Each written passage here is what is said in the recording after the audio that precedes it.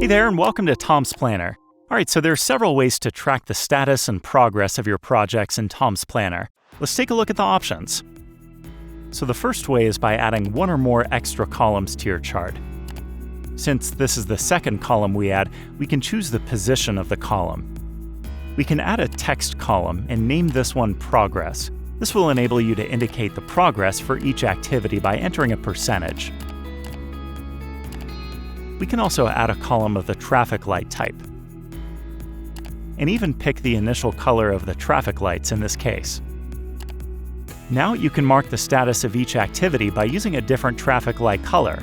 For example, orange for activities that still need to be done, green for activities that are finished, and red for activities that are way beyond schedule. Another way is to add what we call an icon column. This lets you use a set of icons to indicate the progress. For instance, this icon could mean that the activity is done and dusted. Everything is fine. So let's define the icon neatly in the legend here as well.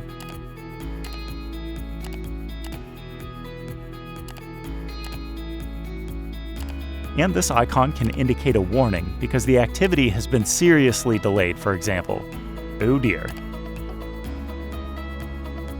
Let's hide these columns for now. And let me show you a second way to track progress, this time in the chart itself. All right, here you can use icons to mark the progress of a specific activity. Let's pick this one and call this marker Progress. Now we can add it to each activity. This one is done. And these ones too. Let's say writing texts is halfway completed and the next activity is at 20%, like this. And instead of icons, you can also use colors. So first, let's remove the icons for a clean chart. Here you go. Now let's give all the activities that are done the color green. We can indicate the activities that are still in progress by using another color, like orange. Here in the legend, we can specify what the colors mean. And we can even color this activity red to indicate that it's been delayed.